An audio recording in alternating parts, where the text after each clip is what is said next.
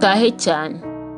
Mu miterere yacu itandukanye hari abantu bakunda gukora ikintu bakagikora bifuza ko kitagira inenge na gato. Rimwe na rimwe bikarangira hari ibyo badakoze kuko batinze cyane kuri icyo, cyangwa se batagera kuri urwo rwego imbaraga zose bashyizemo bakumva zapfuye ubusa. Icyo ni ikintu twita perfectionism. Hari igihe dutekereza ko Imana nayo ishaka ko tuba ntamakemwa mu byo dukora, rimwe na rimwe bikatunaniza cyangwa tukumva tudakwiriye tugahitamo kubyihorera byose. Icyo nize nuko Imana idatangazwa n'ibyo nkora shaka kwiyereka ko ndi ntamakemwa, ariko kandi ni inshingano zanjye gukomeza guharanira kuba umuntu ukwiriye. Impamvu ituma ukora ibyo ukora ndetse n'uburyo ubikora byose bifite agaciro.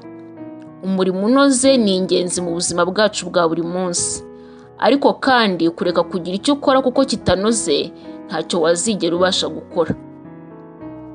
Hari ingeso tugira mu buzima ukumva ushaka kuyireka. Ni byiza gutangira ugasubira inyuma watangiye kuruta kubyihorera burundu. Aho kuryama aho uri ukahaguma kuko utizeye kuzagera aho wifuza, icyiza nuko wabyuka ugatera udutambwe duto duto, niyo wagwa byibura wamaze kumenya kwitoza kubyuka. Kandi birashoboka ko intambwe za kabiri zishobora kuba nyinshi kuruta iza mbere utaragwa. Kuba ntamakemwa rwose ni byiza, ariko kutabigeraho igihe cyose tubishatse ntibyagombye kutubuza gukora ibyo twifuza gukora. Umuntu witwa Maya Angelou yaravuze ngo niba uzi icyiza gikore, numenya icyiza kurushaho nacyo uzagikora. Guhora ushaka kuba umuntu ukwiriye bizatuma ukomeza kugera ku rugero rwiza rw'ubudashyikirwa, byaba mu myitwarire ndetse no mu bikorwa ukora. Biruta kuba wahangayikishwa no kutagira inenge, maze wagira inenge wibonaho ukumva ko udakwiriye, rimwe na rimwe bikakubuza no kongera kugerageza kuko wumva urugero ushaka kugeraho utarugezeho. Biramfasha iyo numva icyo narinzi ko ari cyiza nagikoze, nemera ko ntazi byose.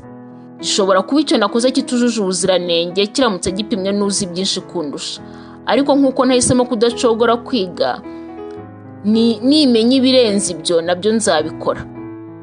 Gukora ibidakemangwa na gato ni byiza, ariko igihe utabasha kugera kuri urwo rwego ariko uzi ko wakoze neza ibyo wari uzi, rwose ntibizakubuza kwishimira intambwe wagezeho, kuko niwishimira aho wageze bizagutera umwete wo gukomeza gukora neza kurushaho. Rwose gubwa neza maze dukomeze dusangire ubuzima.